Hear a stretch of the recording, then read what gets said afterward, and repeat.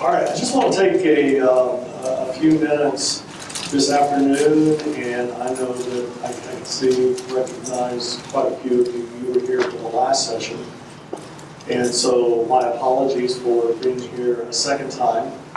I'd like to expand on a little bit of what we talked about, and then the good news is I won't do this again. One of the things that we were thinking about, and I have no control over this and really don't want to, but I'll go ahead and say it this way by giving a disclaimer, and that is, I think the worst thing in the world that can happen is if one person decides what it means to integrate faith and learning. That's just, it's ridiculous, and I admit that, and I think, let me go ahead and give you critiques for the evaluations later. One of the weaknesses to this is that one person is talking, all right? I want you to hear that I understand that, and we understand that. And so what I see myself doing today is just kind of laying down theoretical framework for us to begin to think about what it means to frame a Christian worldview. I'll make this statement at the end of the PowerPoint if we actually get there. But just because we are a Christian, or just because we're Christians, doesn't mean we necessarily work from a Christian worldview. And so, again, I don't mean that as a necessarily really negative statement. It's just something that I want you to think about as far as it really takes quite a bit of work to integrate faith and learning. And another disclaimer, I'm not here this afternoon to tell you I know how to do it. Okay, this is probably the worst way to start something, but it's like, the reason why I'm talking to you today is not because I know exactly how to do it, because I don't. But I have spent quite a few years thinking through what does it mean to integrate faith and learning. All right, at that point, who cares? But to integrate faith and learning in a way that impacts the way our students think and learn and so forth, if that makes sense. And so there are some people who will say, well, you don't teach nursing, you don't teach business or psychology or criminal justice, so you teach Bible, and for you to integrate faith, well, it just comes naturally. And I want you to hear too that just because I teach religion or biblical studies doesn't mean that I'm integrating faith, because I've had some professors in the past who taught the Bible and they were horrible at integrating faith and learning. Does that make sense? It was kind of like facts and knowledge, and we have to know those, but then the question that I think is most important, if there's one question this whole hour of what I'm trying to talk about, is this: so what? Okay, you believe this, but so what? And so my own academic struggle and personal struggle has been to think through, even when I teach the scriptures, am I actually integrating faith and learning? All right, one more and we'll get straight into this. I didn't finish another point.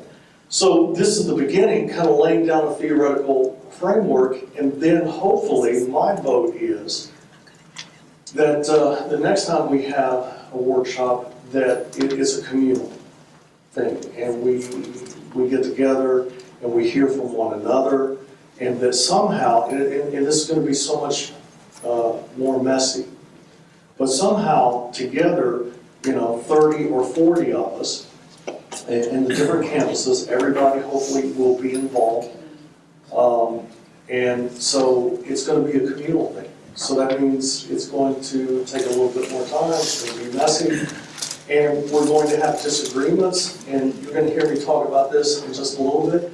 That's good. One of the great things I love about the academy, teaching in like the context that we're teaching in, is we think differently, and we've been trained differently, and we're experts in different fields. And so I used this a couple of days ago.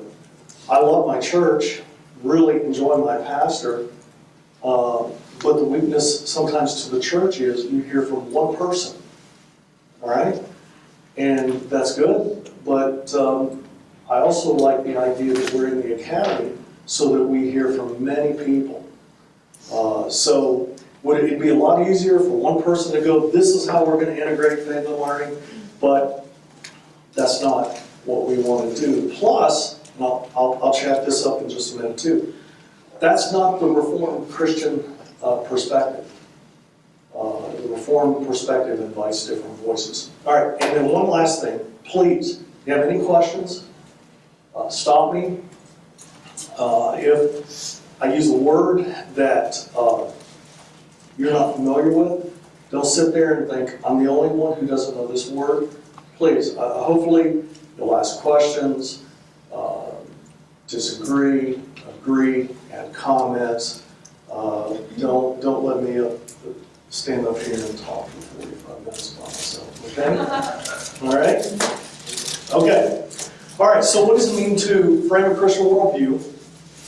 As I said, this is going to be theoretical, so be forewarned that we're going to get into a little bit of theory, but if there is one task that I would want you to walk away with today, that is what it means to either begin or to continue thinking about through my worldview, not mine, but you're saying, what is my Christian worldview? And can I go back to something or different ideas that I can say, these are 5 themes that are central to me, all right? And then where did I get those? And can I back those up? And can I be critical about those? One of the things that I find when we begin to talk about faith, people get defensive. Now, they probably don't down here, but up in the Tri-Cities, you start talking about faith and people get really defensive. And that's, honestly, that's really unfortunate. Because then we really can't have dialogue. We can't come in and, for someone to say, you're wrong, we need to listen to that. Okay? So, what does it mean to frame a Christian worldview, and in particular, my own Christian worldview, and can I actually be somewhat critical of that? Okay, let's go on. So, I thought about, a theoretical foundation or a framework, and I decided that I would go with 3 basic themes, okay? Let's talk about our global tradition. Then let's talk about our national tradition, which of course most of us are Americans. Yes? Not everyone. But we work, let's put, most of our students are Americans, and definitely we're American culture. We need to think through that. We also need to think through, I hope you know this, and some of you, I know a number of you have traveled overseas, but Christianity in America looks very different than Christianity in Africa, or Christianity in particular in Uganda, so forth and so on. So we need to think about not to be apologetic for our culture, but to understand our culture, all right? And then local, and of course, church and letters. This got through a little Latin at you there. You've seen that before. That is the motto for King. Goes all the way back to 1867. Church and letters in Appalachia, not Appalachia, Appalachia, okay? All right, so let me give you 3 themes to the Reformed tradition. We talk about King being a Presbyterian school, and we talk about King being in the Reformed tradition. What in the world does it mean to be in the Reformed tradition? Well, let me give you what I think are 3 essential themes to the Reformed tradition. Now again, be critical. These are mine. And I'm probably somewhat wrong. All right? So I've got to filter and, be very free to question this, but with the best of my ability, I've tried to think through what does it mean when we call ourselves Reformed Christians, right? Well, my bad. Now, with that in mind, let me say this too. Well, let me take, no, let's say this. Within the Reformed tradition, and at King, I don't think any of us assume that all of you are necessarily in the Reformed tradition. We have some faculty that, you ready for this? They're Catholic. Did you know that? All right, we've got some faculty who are Catholic. You right there? Okay. My name is, what's your name? Jim. Jim, my name is Jim, I'm a Catholic, all right? We have Catholics in our faculty. We have a number of Roman Catholics in our student body. And that's one of the great things to me about being in the Reformed tradition. In the Reformed tradition, we have our heritage, and we don't apologize for our heritage, and we want to live that heritage out. But I'll give you this theme in just a few minutes. That part of that heritage is being inclusive and having people who think differently. So please don't hear me today saying that it's the Reformed tradition, you know, and that's the only way, or it's the highway. I don't think anyone in administration actually believes that. Okay, all right, good. So our academic dean down, are we good? We're good. Yeah. And again, I didn't think I would ever, I don't know if I said this last time, I didn't think I'd ever get a full-time job teaching biblical studies at King because I'm not Presbyterian. I'm Episcopalian. Now, I come from a Reformed worldview. I think that is important for our Bible department. But I'm Episcopalian. But once again, I have found a community at King that is inclusive. So, okay, enough said. Am I making sense with that? You're like, yeah, get on with it. Okay.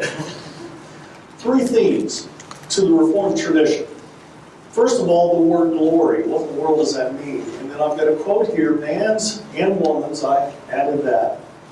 Man's and woman's chief end is to glorify God and enjoy Him forever. Anybody know where that's from except for Justin? And Dr. Roberts. Anybody know where that's from? Who said that? This is actually the first question. Have you heard of catechism before? Those of you in the Roman Catholic tradition, you've heard the word catechism before. It's a way of thinking through what we believe and what our doctrines are through question and answer. The first question and answer in the Westminster, this is the Westminster Shorter Catechism. The first question is, what is the chief end of humans, of man and woman? And the answer is, I love this, to glorify God. And all the Baptists said, Amen. Good. All right. And then to glorify God, and now watch this, to enjoy Him forever. This is so Reformed. You ready for this? Here's my first heretical statement of the afternoon. It doesn't say to glorify God and obey Him forever, does it? I know, you're like, he's going to get struck by lightning any moment here. You see that? No, it's not that Reformed people don't believe in obeying. But this is huge, and I want you to think about this word, the implications of this. And again, we'll unpack this in a few minutes. But what does it mean to enjoy God? I don't know about you, and I grew up in East Tennessee. East Tennessee. I didn't grow up in this tradition. And in fact, my growing up was to be afraid of God. And I disagree with that. We'll chat about that. It does get a little negative here. Depravity. Anybody, have you heard of depravity before? Or depraved? Yes, no? Okay. My grandma used this with me, but that's not what this means. All right? Depravity of perfect faith is nowhere to be found, so it follows that all of us are partly unbelievers. I sent this to my wife, Christina. She was at work, and I was working on this PowerPoint. I sent it to her, and I said, will you take a look at this PowerPoint and tell me what you think? And she sent an email right back, and she's like, that second slide, you you can't say that. And it was that statement right there. And she thought that, she missed the quotes, she thought that this was my statement. And she's like, you can't teach people that. And I was like, that's a quote from John Calvin. All right? John Calvin was he is or was the father of Reformed thinking. He's the father of Presbyterian thought. All right? So when I'm using the word Reformed, I want you to hear that actually goes back to, I'm going to give you a date. This will be on your quiz next week.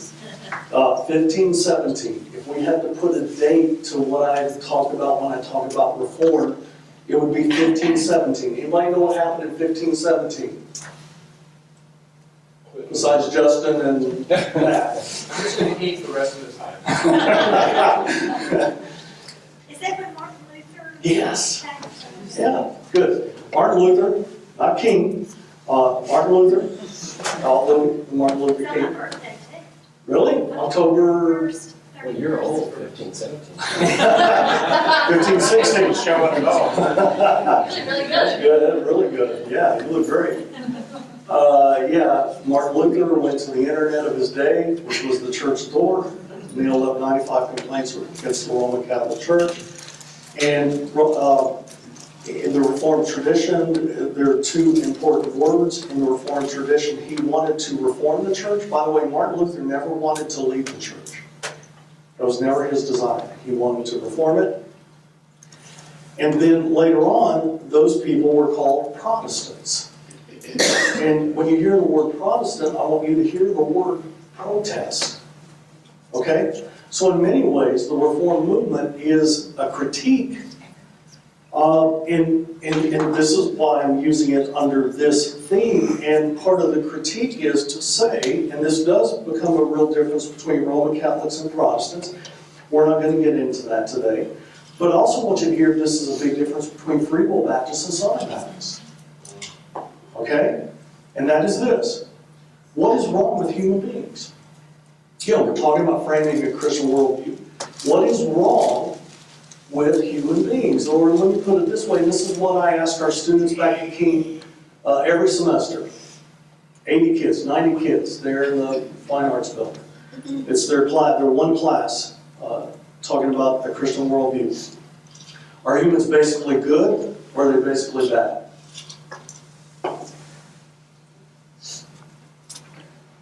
I'm asking you too. Are humans basically good or basically bad? How many say good? Wow. Okay. How many say bad? You're what? I was going to say, what nurses? We're bad. We're good. You're good. I don't know. I think if I were nurse, I'd be bad. What would Luther say? What would Luther say? Yeah. What did we say about speaking? Okay. All right. We could bridge this gap. Well, Martin Luther and John Calvin, the Reformed tradition will basically say, and again, think about this within the history of the Roman Catholic Church, you can't do anything for your own salvation. You can't. So it doesn't matter if you go to the priest or if it doesn't matter if you do so many Hail Marys. Again, this is not my critique. I'm trying to give you a context here.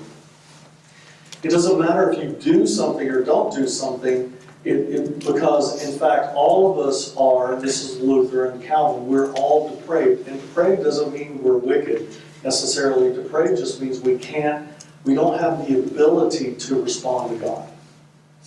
And so the Reformed tradition, right or wrong, they believe that people are basically bad, therefore it takes the work of Christ. There's nothing that they can do.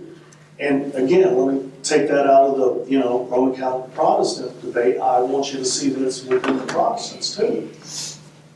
Because of Free Will Baptists, anybody from Free Will Baptist tradition? Anybody know a Free Will Baptist? You're like, yeah, I have a couple friends who are Free Will Baptists. What do Free Will Baptists believe about humans? You lose your salvation. You lose your salvation, which means you can actually participate in your salvation, which means that you can They're called free will Baptists because you have a free will to choose God. Get it? Yeah. Southern Baptists, anybody from the Southern Baptist tradition? Okay? You're saved by grace and grace alone. And do you lose your salvation? No, because it's the work of God. All right? Does this make sense? Do you see that? So, watch this. In the Reformed tradition, you're like, what I'm trying to emphasize here is John Calvin is saying a perfect faith is nowhere to be found, so it follows that all of us are partly unbelievers. John Calvin wasn't addressing atheists, he was addressing Christians. Because we are human, we have great limitations, and if you don't like the word depravity, or if it confuses you or gets in the way, put the word limitation. Because we are human, we have great dignity, but we also have depravity. And because we're human, we'll never be perfect. And so another word I want to give here is there's a process to our faith. There's a process to learning a Christian worldview. Am I making sense? But even within the process discussion, some of it is event-oriented versus process-oriented. As I grew a Baptist, you had to be able to point to the day that you accepted Christ as your Savior. Whereas others see it much more as a process to say that you're learning the ways of God, maybe through baptism, maybe through confirmation, and then the focus is on a trajectory of spiritual maturity. Or you point to the day in which you know that you know. I've heard that sermon. Yes, Justin? And could some of this be, okay, what does Paul mean by faith and what does James mean by faith? Because, in the Calvinist tradition, the Puritans talked about practical atheists, people who say they believe in God, but they deny it by their living. So, maybe that's what Calvin was getting at. Yes, I think so. And of course, Luther had such a problem between Galatians and James that there's a story as he cut the letter of James out of his Bible. Epistle of straw. He what? He called it an epistle of straw. Epistle of straw. I didn't know that. So what do we mean by faith? That's what I'm getting at. Yes. Okay. Huh? That's what you're getting at. What does it mean to have faith? And what the reformers will say is we'll never be perfect. We will never be perfect. We will never be able to say, I'm here, all right? This is it. Okay, and that's why I noticed one of the first things I said as I began was, I'm not saying I know, totally what I'm talking about. I'm in the process, okay? And then number 3 is creation. I love this, and go back to this whole idea that I just mentioned about enjoying God. All the arts come from God and are to be respected as divine inventions. Excuse me. My wife had a problem with this too. She didn't know who said this. Who said this? John Calvin.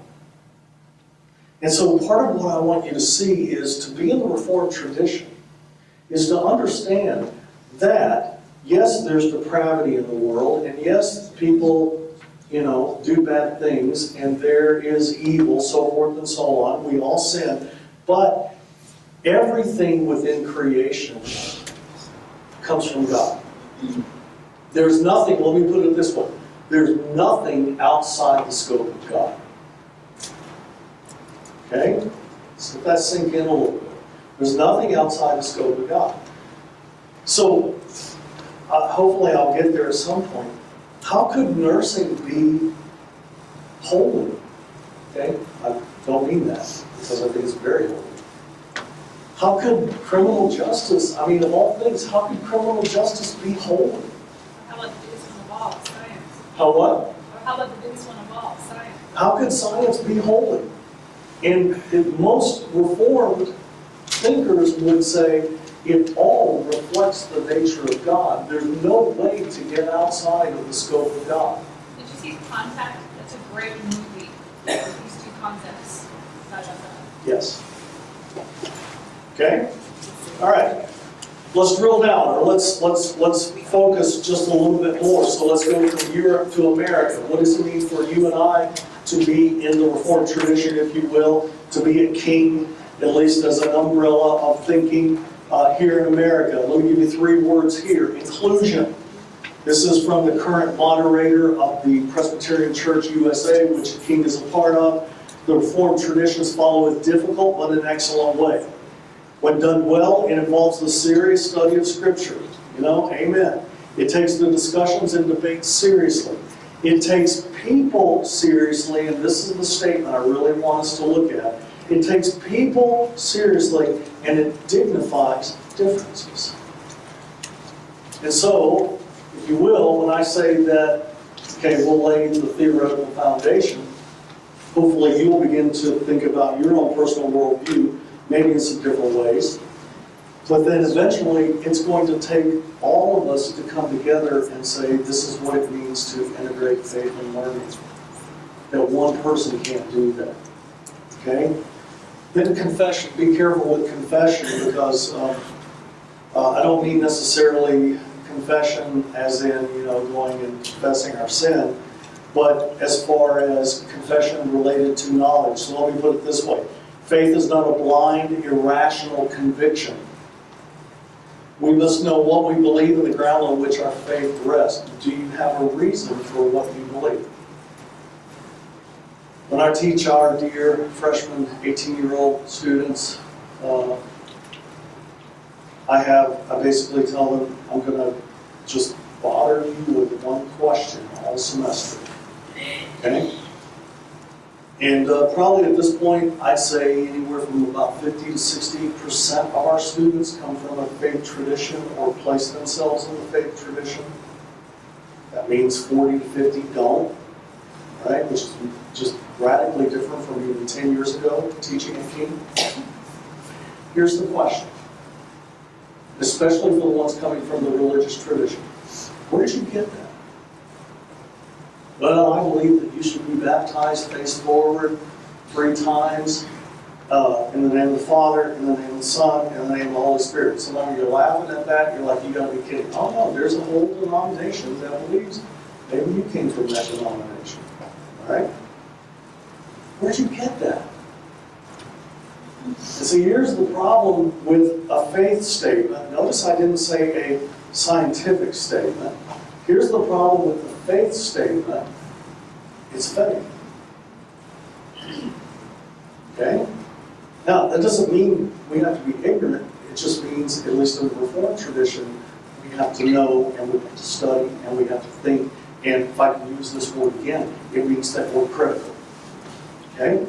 Incarnation. Incarnation basically means to live in the world, to be in the world, to be a body, a human being in the world.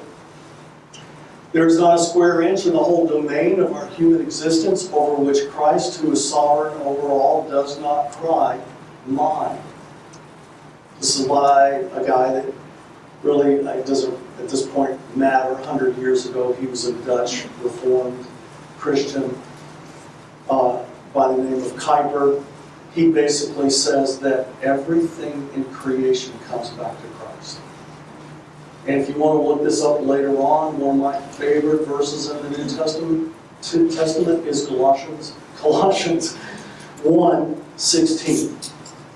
Jesus is the firstborn of all creatures. Christ created everything. So, is Amazing Grace sacred? Yes or no? Huh? Amazing Grace, sacred? Yes. Give me a song that wouldn't be sacred. Give me a singer that wouldn't be sacred. Give me a band that wouldn't be sacred. Okay, give me another one. No, part of the Reformed tradition, the Reformed tradition would not say that Lady Gaga is a Christian singer. But the Reformed tradition would say that in some ways, as a creature of God, created in the image of God, there has to be something about her that lives out the image of God. That even as she gets maybe far away from the Scriptures and what human beings were designed to be, there is still something core about her that reflects the Creator. And so I teach my students a lot of times, it's like, I mean, you think about it, it's like some of us grew up with, you can only do these Christian things over here, and you can only do the things that you can brand Christian, and I want to argue that's really not Christianity. All right? And so in some ways we can read Philip Yancey, or maybe one of your famous, one of your favorite Christian writers. We can also read Hemingway, and by reading Hemingway, even though he rejected Christ, and he did so, outright and verbally, there's still something about him that reflects the Creator. This becomes very important when it comes to Reformed thinking. All right? And think about it this way. Is there any major or discipline that is outside the scope of Christ? That's rhetorical. But do you see what I'm saying? The Reformed tradition would say anything that we do as human beings, whether we teach or produce artifacts or both, that's within the scope. Church and letters, very quickly. This is what I'll spend the rest of our time on pretty much. There are three ideas that are very, very important to the tradition of King. And then in particular, I think, again, this is my filter, what we are bringing. The first is scholarship. This is a statement from 1957 when a certain Christian college was thinking through what does it mean for us to do our work in education. The task of the college are to provide a liberal arts education, to engage in Christian scholarship, and to apply the truth to the present situation, the world at large. This also includes self-reflection. I won't read this whole quote, but basically, this is Calvin again, who said that you can't know God unless you know yourself. And actually, to know yourself means that you begin to know God. And he would not separate those two. So, part of our tradition as scholars, as professors, is scholarship, self-reflection, and then the third is service. And I want you to see this. I am going to read this. This is actually from a Reformed Book of Confessions. We trust in Jesus Christ. This is just one part of it. We trust in Jesus Christ. And then here are the two terms. Fully human.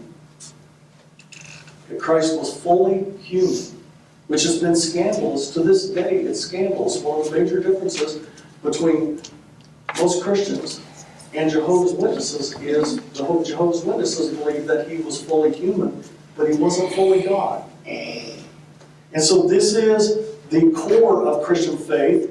All Christians agree on this. Christ was fully human, fully God, and you're like, okay, yay, who cares? Watch this. What does that mean? Jesus proclaimed the reign of God, preaching good news to the poor and release to the captives, teaching by word and deed, and blessing the children, healing the sick, binding up the brokenhearted, eating with outcasts, forgiving sinners, and calling all to repent and believe the gospel. Show me a major that doesn't occur in there.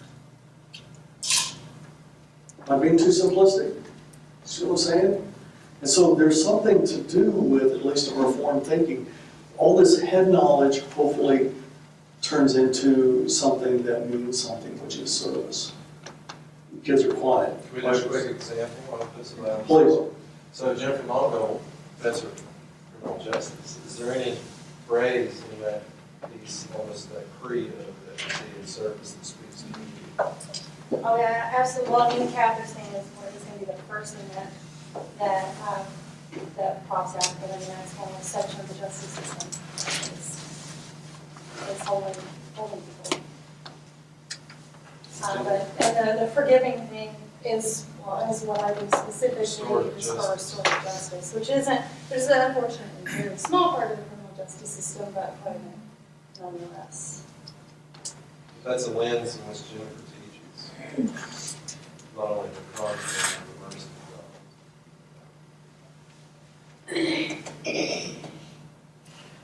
Yeah, I don't know if I think I mentioned this last time. My mom was a nurse for probably, I think about 40 years. And she actually, when she retired, she was a DON. Do you know what that means? Not a Dawn, but she was director of nursing. And when I was when I was growing up in the '60s, she was divorced, and so the church wouldn't let her have any leadership position. She was basically an outcast. But she's one of the holiest.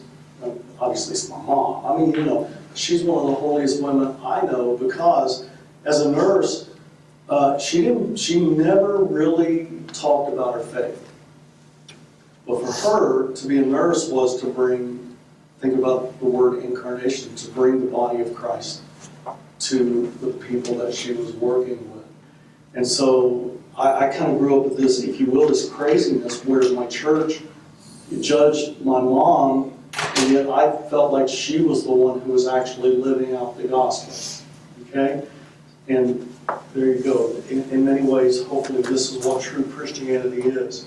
What is the process of scholarship? I'm not killing you, I know. Let me go on through this. First, we begin with tradition. Where do we come from? Studying what has gone before. By the way, anybody know what that movie is? There you go. See, I can't do that with 18-year-olds. They're like, And then we study what has gone before, and then we present our work for public critique. This is the tough one. Why do we present our work? And part of it is, we want to educate, but part of the academy, part of scholarship is I present my work so that you can critique me. That's awesome. Think about going to church this Sunday and the pastor's preaching. You're like, just a minute, please. Could I? Wait a minute. Okay? How long are you going to last in that church? All right? This is part of what we do. We are supposed to disagree. Can I get a? Okay, come on. No. No? Good, okay. And then we look at evidence. Knowledge is not self-referential. Data. And it's kind of interesting because there's so many of us who you've been trained in the sciences, but man, when it comes to faith, does it get wacky or what? All right? And this is why I'm asking my students, where'd you get that? Where'd you get that? I don't care really, and this is the truth, I don't care what you believe. I do want you to be able to back it up. Okay? You might know what this movie is. Yentl, we're telling on ourselves. Hopefully leading us to scholarship. This is the best definition I could find on scholarship. How do you like this? You paid a lot of money for this. Someone who has studied a specific field for a very long time. And I'm going to kind of move quickly through this, but even as we think about what we call the Common Core at King, why do our students have to take this and why do they have to take that?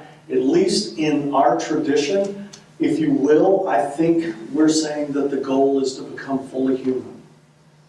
That who you are is what you do.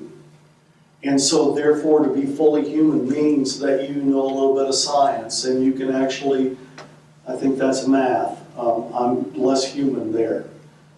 History and lit, that you understand some of the creative arts, culture, what it means to be a citizen and a global citizen. And so therefore, again, look at the themes that I gave you before. In some ways, one of the reasons why King does the Common Core is not because, well, other liberal arts people do this, that may be part of it, but it really is this idea that to be in the image of God is to be fully human, and these are dimensions that we want our students to have, and we want to have ourselves. A quote just a few days ago, actually, from Terry Eagleton. Since the 1980s, the role of academia has been to service the status quo, not challenge it in the name of justice, tradition, imagination, human welfare, the free play of the mind, or alternative visions of the future. We're inviting our students to critique. What's the problem? Why is it that at times we can't frame, if you will, a good Christian worldview? All right? And I'm going to say that the answer is we have blurred vision. Again, this is Reformed thinking. Okay? And therefore, we're blind to 3 areas of our lives. Now, here's what I want you to do. I'm going to think in the arena of biblical studies. All right? I apologize for that ahead of time. That's my field. But take your discipline here and use your discipline. While I'm doing this, you do something that's analogous. Take your discipline, think about your discipline in these terms. All right? So, when I say the text, I mean, and we're going to look very quickly at Genesis chapter 3. But when I say the text to nursing professors, what do you mean by the text? Depends on which class you're in. I don't. Med-surg. What? Med-surg. Okay, med-surg. And there are textbooks in med-surg, but also you've got the human body, right? Is the human body easy to interpret? Let's move on, okay? Yes Never and mind. no. See, this is why. That's debatable, I think. What? Yes Yeah, and yes and no. You know, I mean, when I go to the doctor, it's like, I want the doctor to stick out your tongue, say ah, and tell me exactly what's wrong with me. No, you gotta do what? Test and so forth and so on, all right? So here's what I want you to see. Every time we come up against a text, as human beings, and I mean text in any field, we have to admit that we are ignorant and we're probably different from the text. Does this make sense? Then there's also a problem with the author. All right, now here I'll go biblical studies, but the Apostle Paul wrote some letters 2,000 years ago in Greek. Really? I'm going to say that I can understand somebody who wrote something 2,000 years ago in the Mediterranean in a different language that's not my language. You see that? What? And it definitely is a different culture. Totally. And I remind our students, Paul was Jewish. Okay? So there's a distance and then there's an individuality to the author, and then this is what I'll focus on most of the time on with a little bit that we have left, and that is the reader. That's me. Is there something wrong with me? And my answer is yes. Because I have agendas and I have assumptions. Here's the question. Good news or bad news? You and I, when we come to a text, we have agendas and assumptions. Good news or bad news? What? Yes. Yes. And so let me make this statement, see if it makes any sense. One of the problems that I find in my own life and in the students that I teach every semester, their worldview gets in the way of them framing a Christian worldview. Let me be more specific. Their Christian worldview gets in the way of them framing a Christian worldview. Am I making sense? I know, I'm crazy, but am I making sense? You see that? And so part of the reason why, and you can do whatever you want with this, but a lot of Christians are like, well, I don't actually read my Bible, and this is not a sermon on, reading your Bible. A lot of people say, I don't read my Bible, and I think one of the answers is because we're pretty much bored with the Bible. And one of the reasons why we're bored with the Bible is, guess what? We already know what it says. Right? Kind of? Okay. So, word vision, text, author, reader. I'll spare you. Let me give you one case study. All right, let's take a look at one play. Again, this is my field. All right? Here's a verse. Here's a text. Written by an author 3,500 years ago. And here I am a reader living in America in 2015. What does this verse mean? Now, the serpent was more crafty, cunning, sneaky, subtle than all the other creatures. And one of the reasons why I'm bringing up this verse is because I want your worldview to bump up against a text that we think is pretty normal.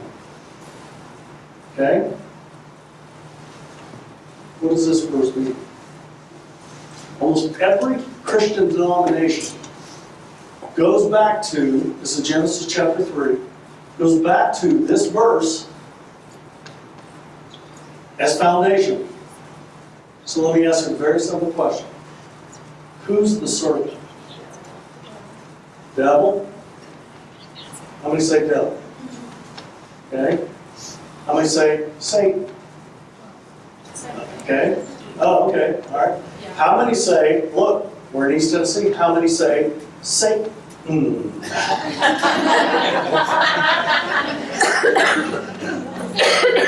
I do that good? Well, what, okay, now, again, we're just having fun with this, all right? Where'd you get that? I say it's Marilyn Manson. What? Marilyn Manson? More of it came from Milton than Genesis usually. John Milton. That was about, what, 500 years ago? Sunday school. Sunday school. And by the way, we love our Sunday school. And if you, like me, went to Vacation Bible School, you were damaged by the Vacation Bible School ladies too. We love them. We still love them. All right? Here's what the Hebrew says. Hebrew says, now, you ready for this? Now, the serpent was more crafty. Or, I'll give you a synonym. It says, now the snake was more crafty. Where in the world did you get Satan and the devil? How did the devil get into this? Because the Jewish community to this day, they don't believe in a devil. They don't believe in a Satan. Satan doesn't really come along until the New Testament. I'm not saying Satan doesn't come along until... The Jews don't write. There is no Satan in the Jewish tradition. There is no Satan in the Hebrew Bible. Okay? Now, do you hear your worldview bumping up against this? You see what I'm saying?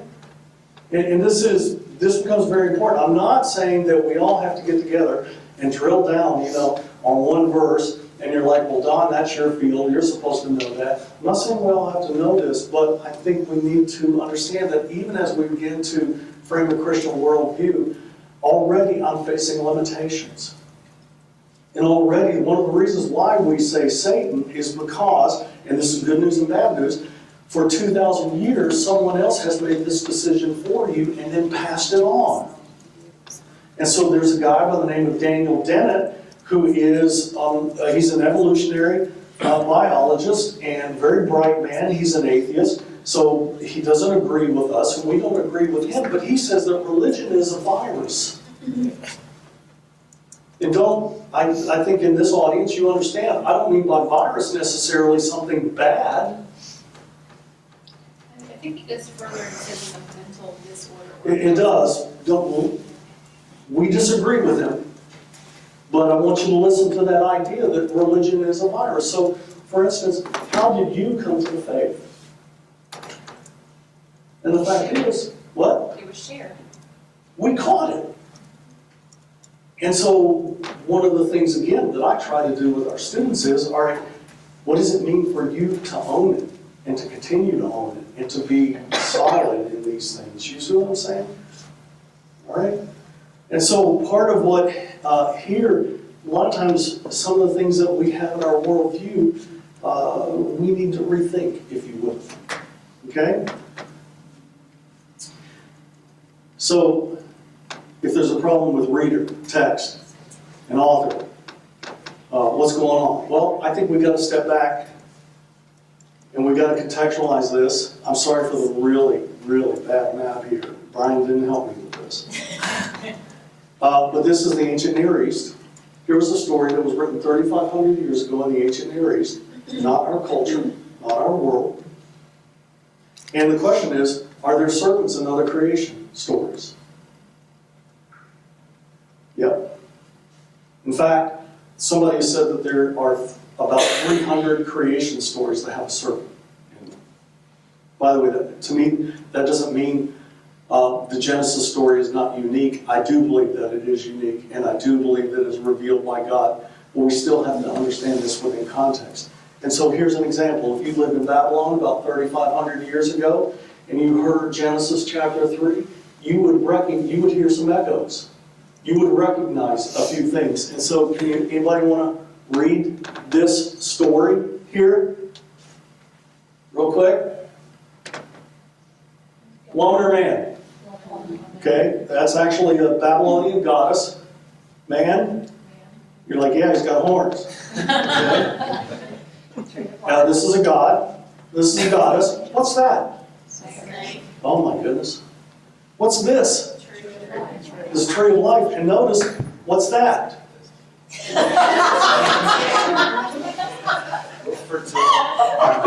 Keep it PG. This is. It is fertility. These are the fruits. Typically, these were pomegranates. All right?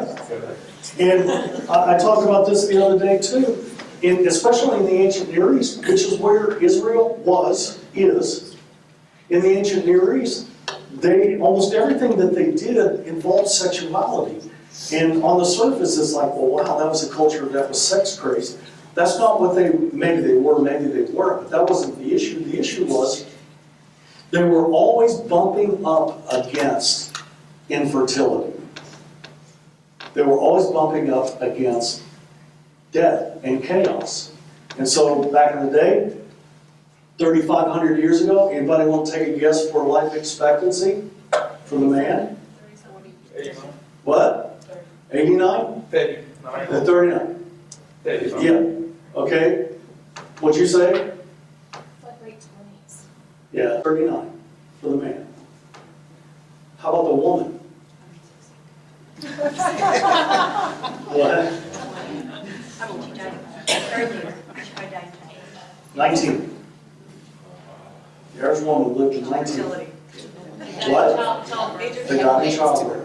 And so back then, again, statistics, you know how that goes, but statistics 3,500 years ago, when people would go by and see this story engraved in stone, the average man lived to be about 39. By the time he died, he had 3 wives. Why 3 wives? They died. That couple, quote unquote, that couple would have 8 children. 6 of those children would die before. Yes. And so back then, now again, it doesn't mean that we live in the modern day in 2015 and we don't struggle with this. Yeah, we have so improved. I mean, look at our life expectancy now. It's incredible. I'm glad, but you need to understand we're still bumping up against the chaos. This is a story about fertility, and the snake comes in and ruins their lives. Here's another one. Let's go to Egypt real quick. You see the serpent? And it's in these figure 8 forms because it kind of represents the ocean. All right? The salt water of the sea was very chaotic to them. They were terrified of it. This is a male god. And what's he doing? What? I heard it. Holding back the serpent, she said. Yes, holding back the serpent. Put it in theological terms, holding back chaos. And so this is a picture of religion 2,500 years ago. Religion for them was to keep back the chaos and then hopefully guarantee that they would have fertility in their lives. So when we come to Genesis 3, it's very important to understand that the serpent represented beauty, wisdom, and chaos. And if you go back to Genesis 3 and you think about that, all 3 of those are in there because the serpent is coming along and actually says, I'm going to tell you what God's not going to tell you. Yes or no? Okay?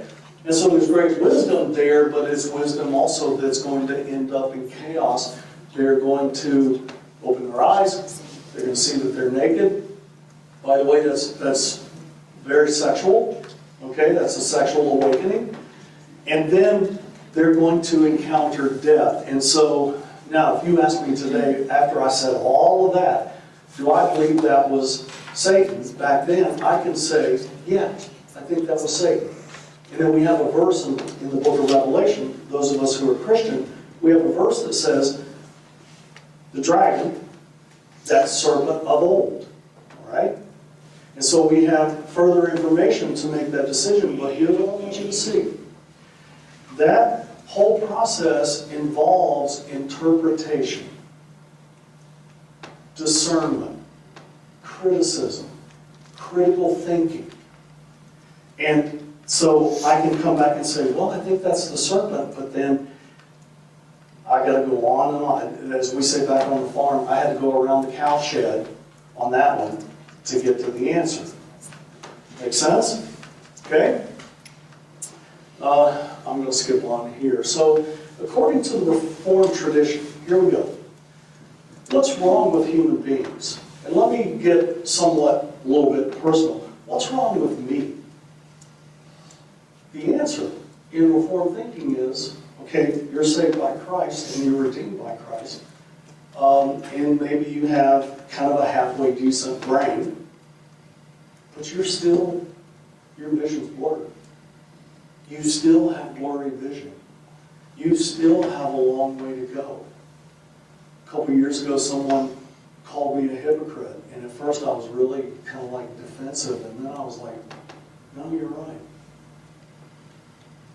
You know? And to a degree, aren't we all?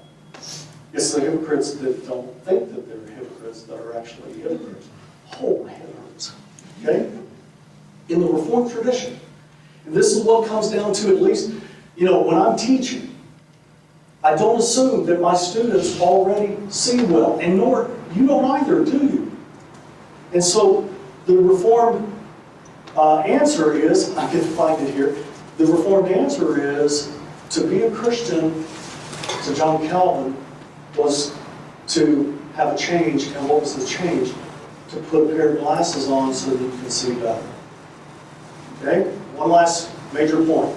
So the solution, spectacles, scholarship, self-reflection, we interrogate ourselves, and then we take it into the world and help people. So let me give you a really silly graphic here.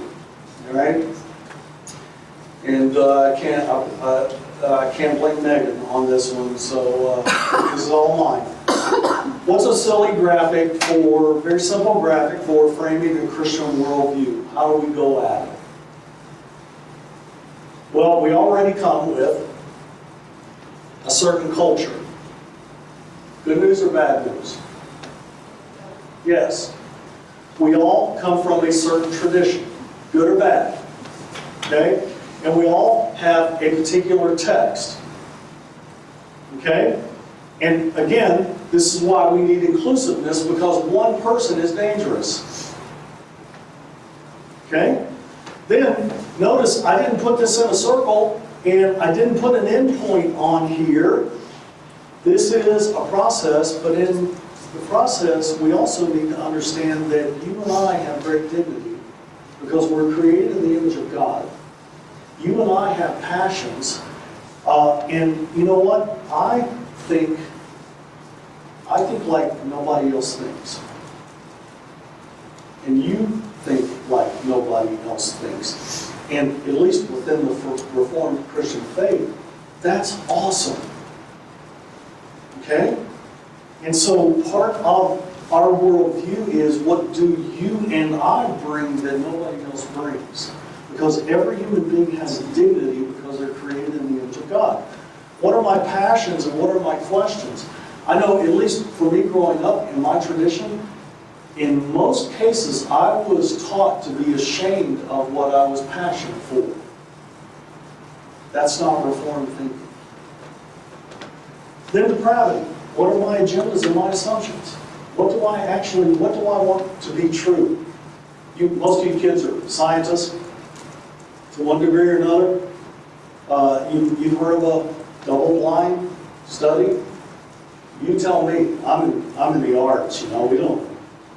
Everything's biased. What's a double-blind study? Why do you have to have a double-blind study? So that you don't get false positives or false. Put it in my terms. Remove bias. What? Remove bias. What, you mean humans are biased? What? Seriously? You see what I'm saying? And it's kind of interesting because we practice this every single day. But when it comes, okay. All right. Then, we need community. How do others speak to my worldview? And then what do I bring to others that nobody else brings? And so, I see this as continuing on and coming back to this and so forth and so on. Let me finish up with this. There's a film that I think is a great example of this. Because part of what we're talking about with integrating faith and learning at King, 1867, affiliated with the Presbyterian Church, Church and Letters, what the heck does that mean? Part of what we're really grappling with, I think, is what is sacred and what is secular.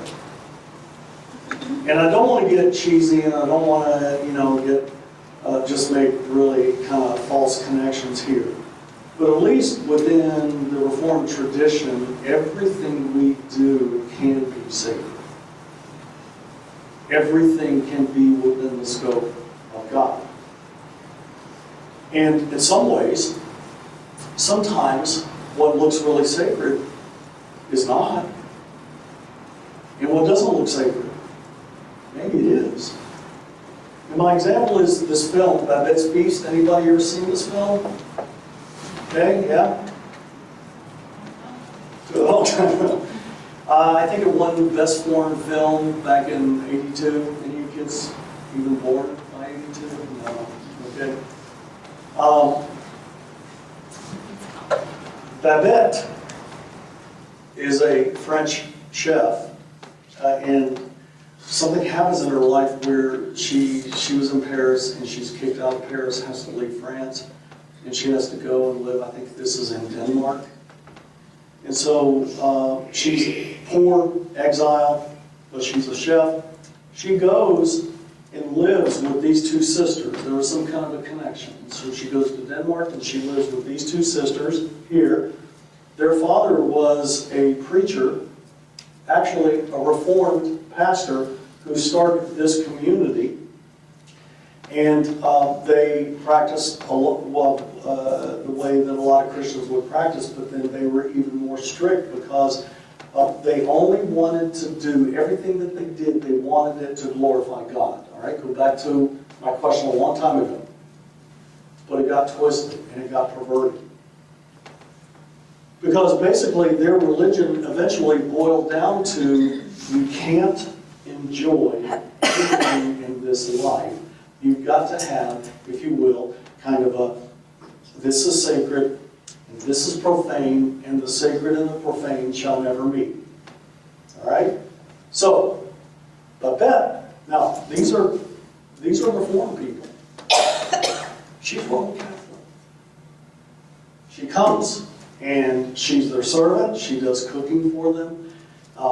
And she slowly, they're really intrigued by her, and that she disrupts them, and eventually they fall in love with her and want her to stay. She wins the lottery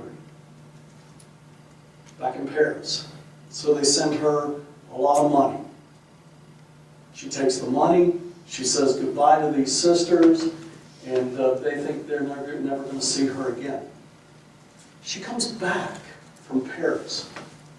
And she comes back with these exotic cheeses and exotic wines and all this brandy. She spent her entire lottery winnings on the celebration meal for this community. And this is the scene of them obviously not eating her meal, but a meal before. They decide, she invites them all to come in and celebrate this, and they decide that they get together before and they said, we really can't enjoy this, so here's what we're going to do. We're going to eat and drink, but we're not going to enjoy this. Okay? And so they eat the whole meal, and you can see they'll eat something and their eyes will really get wide, like, wow, this is just absolutely fantastic. But then, no, you got to bring it back down. But Babette is the incarnation of Christ. Babette is living out the gospel. That somehow, I think, and this is so true, what this film is teaching is, what's more holy? Praying or eating an incredible meal that enjoys God's creation? I made a statement, I don't know if I made it here or not, but I made a statement back in Bristol, back in August at a workshop, and I said, when I start my class, large class in foundations, I don't begin in prayer. And I made that statement, and my colleague Dale Brown at the time, he said, well, that's what they're going to go on and talking about, is your statement, you don't open in prayer. But let me now kind of explain what I mean by that. If you open in prayer, my guess is that probably is somewhat confusing and mystifying. Now, by the way, I'm not saying that we should or we shouldn't. That's not my business. It's your business. I don't. And the reason is, anybody want to take a stab at it? Why in the world? I mean, holy smokes, we're a Christian college and you teach the Bible. And, come on. Why would I not? Then they're talking about it. What? Then they're talking about it. Then they're talking about it. Because here's typically what's happening. You can pretty much put our students into two camps. This is totally ridiculous. And it's not verifiable at all. But basically, they're from a Christian tradition, so they're biased and they're ready for me. And then about 40 to 50% are not from the Christian tradition, and they're ready for Dr. Preacher to come right at them. And so I'm hoping that by not praying, basically, I mess with the kids who come from a faith tradition, and then I mess with the kids who aren't. You see? And maybe they'll be a little mysterious. And for you, and all I'm saying, that's a small point, and by the way, I might be wrong. Maybe I'm wrong with that. Maybe I shouldn't do that, but that's what I'm going with. That even one thing like that, I'm trying to teach them what it means, what is sacred and what is profane. Questions, thoughts, comments, rebuttals? Two last statements. Just because we're Christians, I began with this, does not mean that we operate from a Christian worldview or that we are integrating faith. Please don't take that as a guilt-shame statement. That's not what I mean. It's an invitation. And developing a Christian worldview is a lifelong endeavor. And a Christian worldview in the Reformed tradition is holistic. It's not an add-on, it's not compartmentalized. To a degree, everything that we do can be sacred, I think, within a Christian tradition, no matter where that is.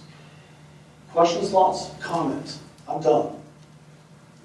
Took too much time as it The was. status quo comment, I had a difficult time kind of getting that to sink in, because when I think of status quo, I think about what the general public wants at that point, and sometimes I don't agree with what the general public wants. No, I agree. So I guess I'm just wrestling with that part. Can you maybe help When me? tell me, I don't remember saying status quo, but It's Very just- equal and academia. Since the 1980s. yeah. Yeah, because like right now, like I don't really agree with the mass populace and what they're doing and what I think. Yeah. I think that we're praising idiocy right now, and I Yeah. have a problem with that. So, I agree. okay, we're on the same page. The what? We're on the same page then. Yeah, no, I would agree with you again. I would struggle with, well, I mean, just, we want our students to come to us and learn from us. And we want them to, if you will, be themselves, but we also don't. But it seems like there's praising of idiocy, there's praising of, or there's this entitlement. And if they don't do what they want, they're going to form any story that will allow them to get That jumps a lot with what I would like keep trying to remind myself of thinking about here is into the classroom here is one thing that I keep coming back to, not just in my job and responsibilities here, which very much is a part of, but accountability on the students. They've got to step up. They've got to demonstrate an understanding of who they are and what their faith is and why they're here. they've also got to actively participate in accomplishing and achieving that. Whereas I think a lot of times, until they get to a college, classroom with us, they've been handed things, they've been allowed to do certain things and not other things. And so sort of asking them to step up and say, is this what you want to do? Is this what you believe? And letting that be part of their maturity or responsibility as a student. And I think that extends to every single student kid, not just, the traditional campus students who are much younger. We think about them as being less mature, less experienced. I mean, I think that all of the students should. And it goes hand in hand with their academic life. And that they should demonstrate a responsibility to themselves as academics, but also as receptors of our faith and our outreach. Does that make sense? But it could, like what you're saying, that there seems to be out there this tendency to coddle and pander to keep people happy. And a lot of times it lets them be entitled. Nothing good comes of that. Exactly, it lets them get away with certain things without being challenged or questioned or making them step up. That's why I think when I take the Jesus bus, it's probably going to be a stroke. You all know what the Jesus bus is. Yeah. The Hallelujah train, I'm just going to stroke. I know, I don't know. Except that is part of what, it's part of what we do as the academy. It's not going to be handed to you.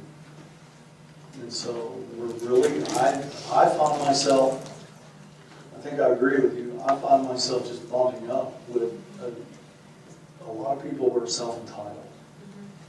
And, Or a culture that sort of questions us in terms of, well, why are you making me do that? Why not just give everybody an A and let them be happy and go about their business? Exactly. Exactly. Well, And they need to like, It's yeah. like the way it works now. Yeah. They're wanting to maybe make changes, a lot of them. Yeah, that's true. What's wrong with that? I've seen judgment. Well, I'm not passing judgment either. I'm just asking what's wrong with that. I'm just observing that. Like wrong with when they all A's Yeah. and not do any work for it. Well, I don't know. I mean, maybe the work is not needed or something. No, you know what I'm saying? I mean, if you go to other countries and you see how much people work and they don't make that much, and we work so little here and we have so much, I mean, how do you reconcile that? That's true. I think that's part of what we're saying though, is that they need to recognize here that they do need to work for what they get. Yeah, but if you don't work and the system is still working, what's the need to work? Yeah, I think that was the question that we had about the status quo, is that the status quo sort of supports that. Yeah, and some got systems. Yeah. Supportive systems that kind of backfill and provide that, well, we have much to. This is so complicated. I know. I mean, No. like you go to church and then you come out with a lot more questions. Yes. And maybe. But that's good, because that shows wisdom. Or it Well- shows initiative. Listen, but you're willing to think. Yeah, And exactly. you're thinking about it, you're not just saying, okay, taking it at face value and saying, okay, this is what they're saying, therefore I'm going Yeah. to Like, apply. I showed up at church today, so I'm a Christian today, and I'm gonna go home. But then when they go home, then it all goes out the window. It's sort of like continuing to be accountable to this is sort of like, Maybe haven't so much as the surfing, now pushing back. Right? Yeah. Yeah. I mean, we're confronting worldviews and fighting worldviews. And so, well, I'll wrap it up. Again, please kind of hear this in stages of this, hopefully is somewhat of a theoretical framework. If there was one thing that I would want all of us to go away with today is to come back and to constantly be thinking, what is my Christian worldview? And where do I stand in the way of that? Where do I need to interrogate myself? Just right here, being in this community, most of us are Americans, and sir, what's your name again? I'm sorry. George. Well, George, he doesn't come from our world and say, whoa, whoa, dude, you can't say that. No. No, but I mean, and so see this as just a beginning, and then hopefully when we meet again, we can all get together and not just hear from one person, but hear from different people and begin to